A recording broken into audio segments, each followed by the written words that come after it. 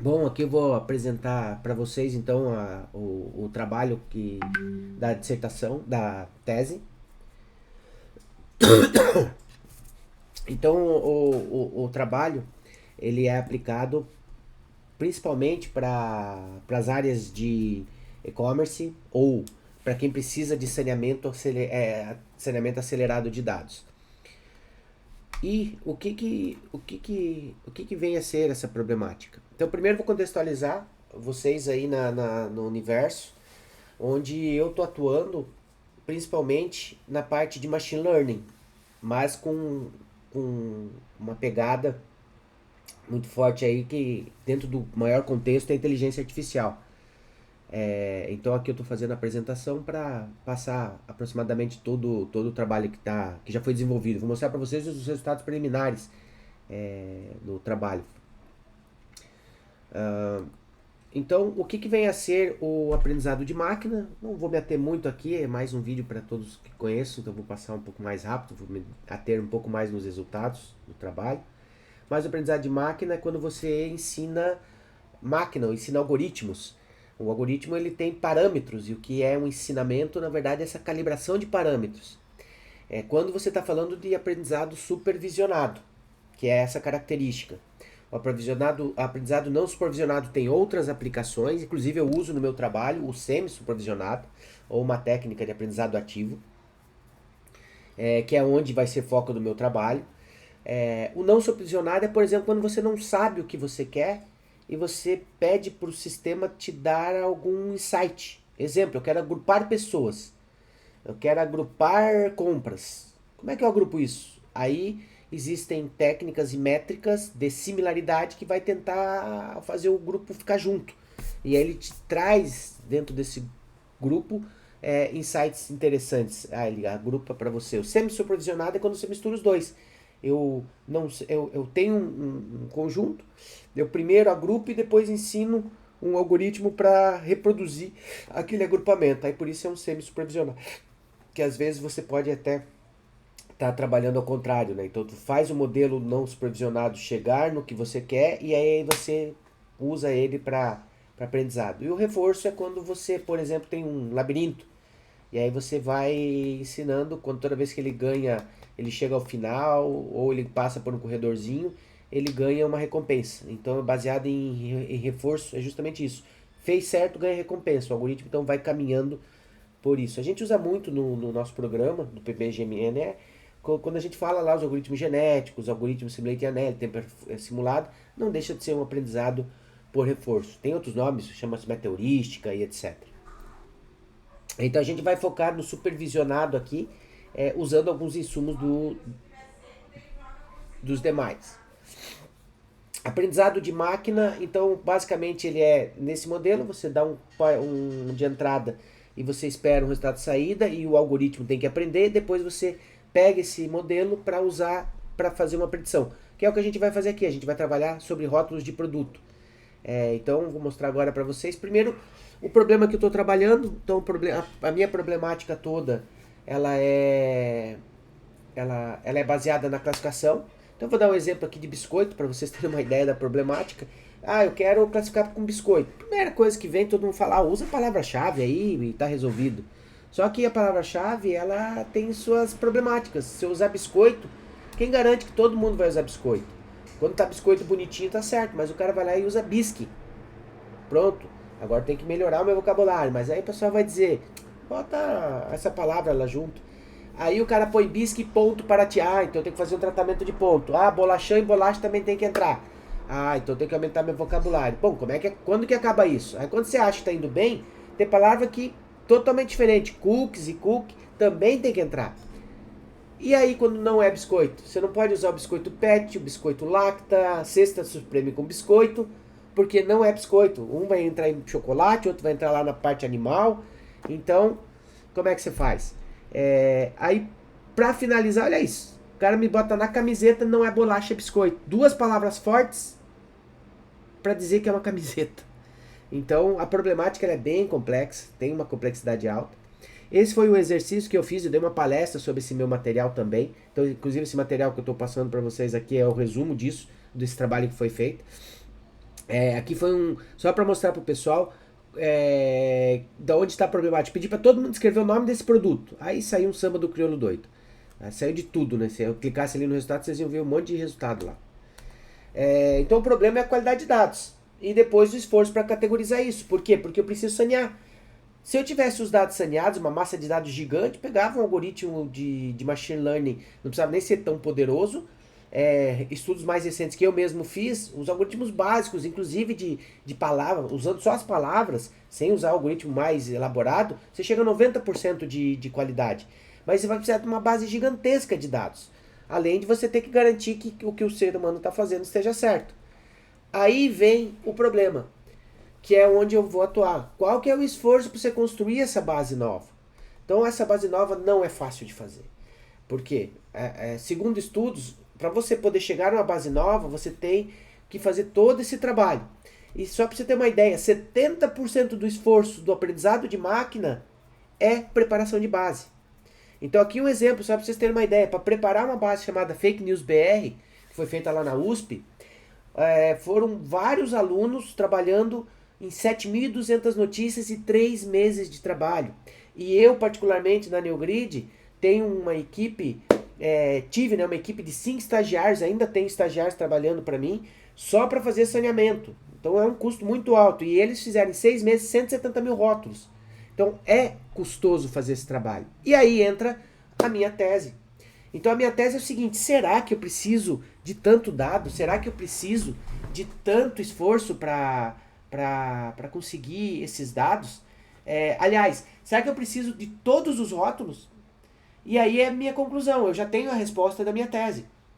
Não preciso. E vou mostrar para vocês que de 10 a 20% só é necessário. O resto eu não precisava.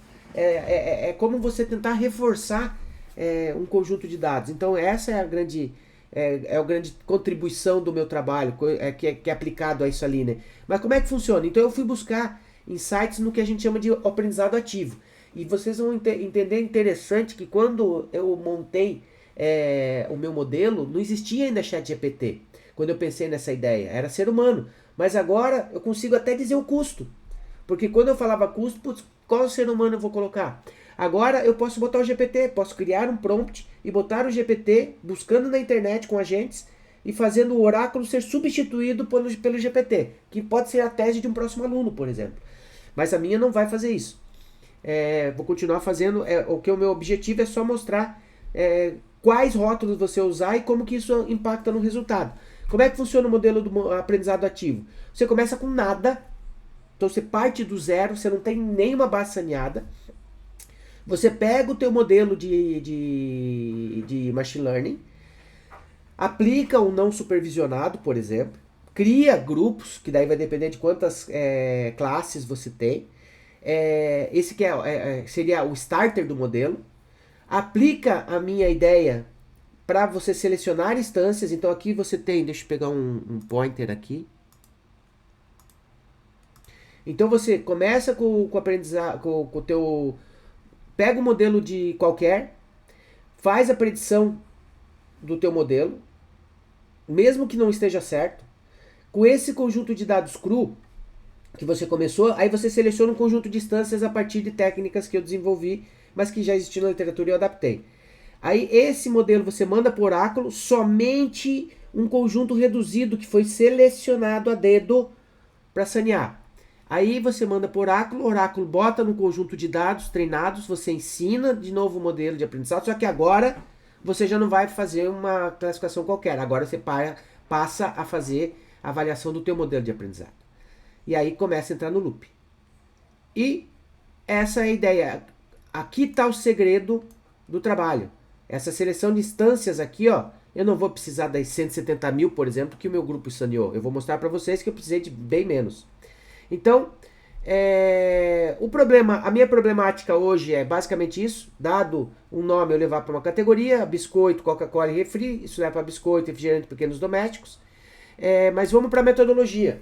Então, a metodologia de trabalho, o que eu fiz foi o seguinte: eu tinha 180 mil rótulos já bonitinho saneado. Eu dividi essa base em base de 60 mil e a outra de 120 mil. A de 120 mil, ela vai ser a que eu vou trabalhar. E a de 60 mil vai ser aquela que eu vou usar para validar. Então, eu vou pegar sempre o meu conjunto do meu Active Learning e para não viciar, eu vou cruzar com os outros 60 mil. Então, eu separei 60 mil para ser como se fosse a população. Tá lá no meu universo para mim sempre avaliar a qualidade do meu trabalho como um todo. E o 120 é onde eu vou treinar. É onde eu vou aplicar minha técnica para treinar. Só que eu vou sempre dividir essa base, então, de maneira... ela sempre vai ter essa base, então, a não rotulada e a base rotulada. A base que eu vou rotular, ela começa com uma semente de 1000, então eu fiz um primeiro 1000 saneamento lá, e aí começo a botar, a girar o meu algoritmo. Então, como é que vai funcionar isso aí? Então, eu usei Python, algumas bibliotecas, usei uma vetorização que é a Bag of Words, usei uma avaliação K-fold com 3, acurácia de 95, e usei uma regressão logística, que eu sei que chega a 95% segundo os estudos que eu fiz no outro trabalho. E começo. Então, agora eu vou mostrar o loop para vocês. Então, eu começo com a semente de 1000, passo no classificador, aí faço a predição, vou para o meu modelo, que existem várias técnicas, incerteza, entropia, aleatório, e aí eu faço o comparativo com o aleatório, que é como é hoje, que daí vai ser muito mais baseado nas características populacionais, ou seja, aquilo que tem mais eu vou acabar botando mais amostras dentro do modelo. E os modelos que eu estou propondo, que esse framework todo, eu vou pegar caras mais baseados, por exemplo, em incerteza, aquilo que o algoritmo não consegue saber o que é. E aí, esses modelos de certeza, eles são baseados, por exemplo, num Support Vector Machine, que ele cria uma superfície de certeza que ele tem, e quanto mais próximo da fronteira, mais dúvida que ele tem. Quanto mais longe da fronteira, mais certeza que ele tem. Então, esse modelo serve para selecionar. Então, em vez de eu selecionar os caras longe, eu seleciono os caras mais perto do centro e mando para o oráculo. Aí eu selecionei, mandei para o oráculo. Então, eu propus um lote de 500 aqui, incorporo isso na semente e aí eu faço a avaliação. Aí eu mando para a base de validação só para ver como é que ficaria esse novo modelo de classificação sobre a base dos 60 mil e sobre a base dos 1.500 que eu tenho. E aí essas bases de treinamento sempre vai ser padrão, né? 1.500 eu vou dividir em treino e teste. Aí dividi os scaffolds, fiz aqui a parte de avaliação da acurácia e aí os resultados. Já estamos chegando no fim aqui da validação, né?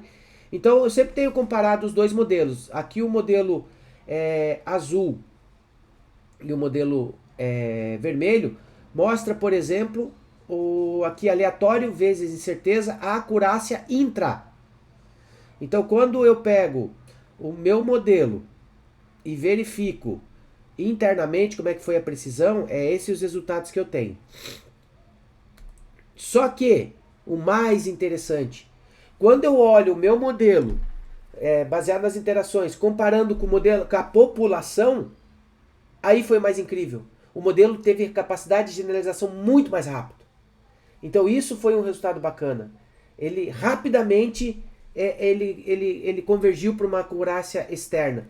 E aqui que é o mais bacana. Quando eu chego aqui na 30ª iteração, que daria 30 vezes 500, seriam 15 mil rótulos, eu já atingi o limiar de generalização do modelo. Então ele rapidamente consegue generalizar. Mas agora, interessante que ele não tem capacidade intra. Quer dizer, quando eu olho os meus dados só com os dados que eu tenho, ele perde performance, que é o azul claro aqui, ó.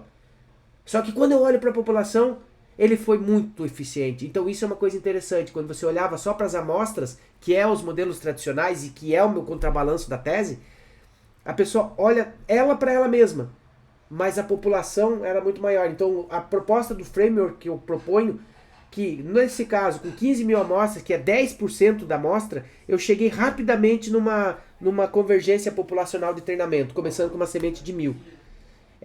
Então isso que é o interessante.